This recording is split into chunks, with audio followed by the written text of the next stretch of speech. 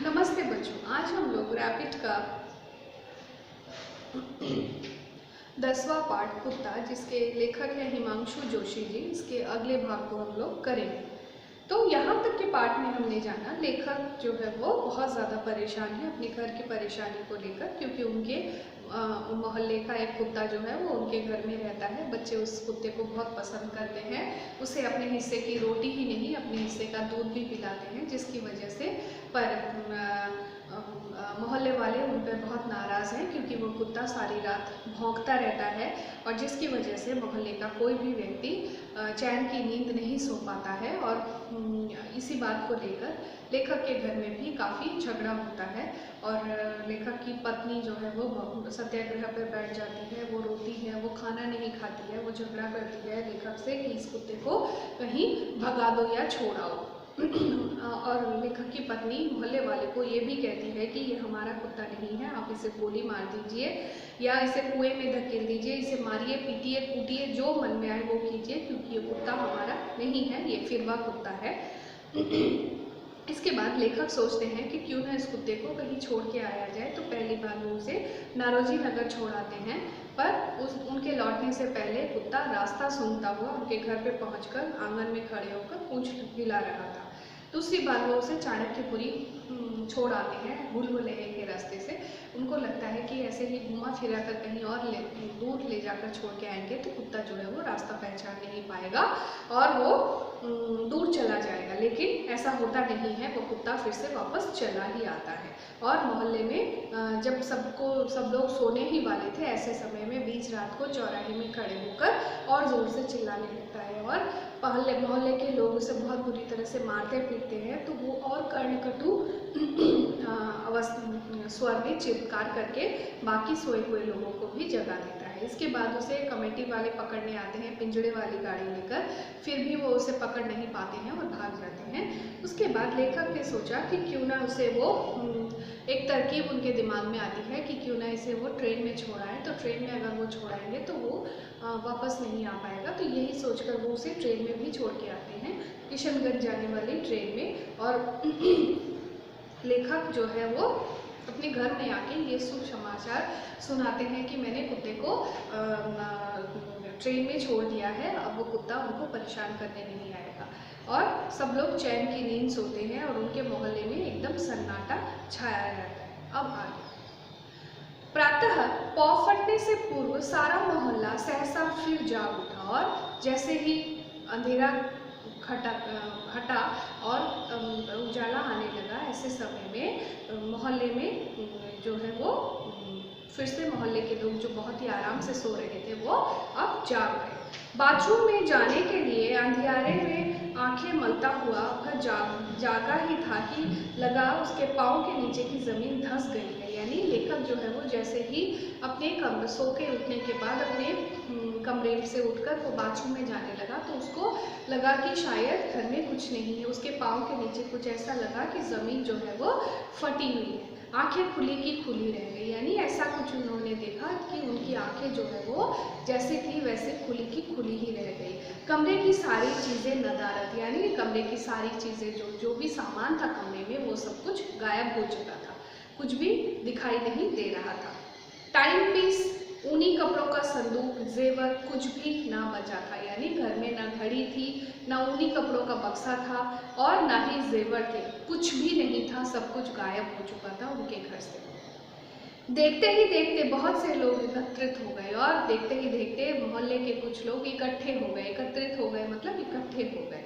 पिछले 3-4 महीने में यह पहली चोरी थी, यानी सबके घर में चोरी हुई थी। सब लोग चैन की नींद सो रहे थे, इसीलिए उनके मोहल्ले में ये 4-5 महीने तो कुत्ता था, इसीलिए कोई भी सो नहीं पाता था, इसीलिए उनके मोहल्ले में चोरी भी नहीं होती थी। तो ये 4-5 महीने में ये पहली बार उनके मोहल्ले में चोरी हुई थी। जब से कुत्ता आया था एक भी चोरी नहीं हुई थी, क्योंकि कुत्ते के रहने की वजह से कोई ना कोई रात को वो कुत्ता चिल्लाता रहता था, कुत्ते को भगाने के लिए कोई ना कोई जागा रहता था, तो मोहल्ले में चोरी नहीं होती थी। लेकिन अब चोरी हुई है। वह पत्नी को दोष देता है कि यह असहयोग आंदोलन शुरू न करती तो वह कुत्ते को रेल पर छोड़ने नहीं जाता। यानी अब क्या है, एक दूसरे को सब दोषारोपण करने लगे कि तुम्हारी वजह से ये हुआ है, तुम्हारी वजह से। अगर तुमने कुत्ते को भगाने के लिए आंदोलन नहीं किया होता तो मैं कुत्ते को ट्रेन में भी नहीं चढ़ाता, और कुत्ते को ट्रेन में नहीं चढ़ाता तो हमारे घर में चोरी भी नहीं होती, तो इसका सारा इल्ज़ाम तुम पर ही जाता है। तो सब लोग ऐसे एक दूसरे के ऊपर दोष लगाने लगे, दोषारोपण करने लगे। शहरों में शोरगुल कहाँ नहीं होता, यानी लेखक जो है वो कहने लगे कि शहर में तो हमेशा चिल्ला चिल्ली, गाड़ी की आवाज़, प्लेन की आवाज़, ट्रेन की आवाज़ होती ही रहती है, तो शोर तो सब जगह होता ही है।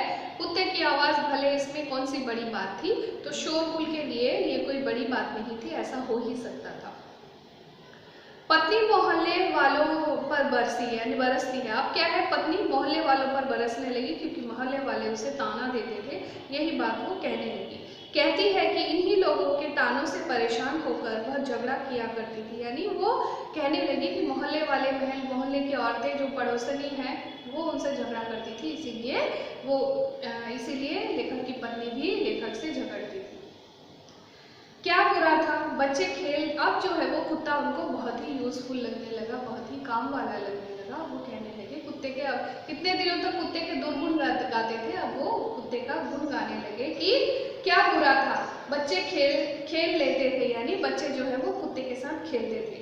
रूखी रोटी के बचे कुचे टुकड़े दे देते थे, यानी बचा हुआ घर का जो रूखा सूखा बचा होता था वही रोटी हम कुत्ते को दे दिया करते थे। किसी का क्या जाता था, यानी लोगों का पता नहीं क्या जाता था, लोग इतने परेशान होते थे, हम कुत्ते को रख रहे हैं, हम कुत्ते को खिला रहे हैं, हम कुत्ते को लाड प्यार कर रहे हैं, लोगों का क्या जाता था। परंतु वह गहनों की याद आते ही वह उदासी हो जाती थी, क्योंकि उसके गहने भी चोरी हो चुके थे, इसीलिए वो अब कुत्ते की ज़रूरत उन्हें महसूस हो रही थी। वो कुत्ते को बहुत मिस कर रहे थे, क्योंकि कुत्ते के रहने की वजह से उनके घर में इतने दिनों तक कोई, उनके मोहल्ले में, उनके घर को छोड़िए उनके मोहल्ले में भी चोरी नहीं हुई थी। रपट दर्ज कराने वह पुलिस स्टेशन गया, यानी रिपोर्ट लिखवाने के लिए, फायर करने के लिए लेखक जो है वो पुलिस स्टेशन गए। वहाँ पुलिस इंस्पेक्टर उल्टा उसी पर बरस पड़ा, यानी वहाँ पर पुलिस इंस्पेक्टर जो था वो लेखक के ऊपर उल्टा ही चिल्लाने लगा कि कहा जाता है उल्टा चोर कोतवाल को डांटे, वही यहाँ पर वही बात, वही मुहावरा जो है वो यहाँ पर लागू होता है कि पुलिस वाले उनके ऊपर उल्टा डांटने लगे। इतनी गहरी नींद क्यों सोया था, यानी तुमको पता था कि तुम्हारे मोहल्ले में चोरियां होती हैं, तो इतनी गहरी नींद तुमको नहीं सोनी चाहिए थी। कमरे में आदमी के होते हुए इतना सामान उठाकर कोई कैसे ले जा सकता है, यानी अगर किसी के घर में बहुत सारा सामान है और बहुत सारे लोग हैं तो चोर कैसे सामान उठाकर लेके चला गया, तुम लोग इतनी गहरी नींद क्यों सोए। अब उनके सोने पे पुलिस के जो अधिकारी थे वो लेखक और उसके परिवार वालों को, उनके मोहल्ले वालों को ताना देने लगे कि तुम कैसे गहरी नींद सोए कि कोई तुम्हारे घर का सामान ही उठा के लेके चला गया।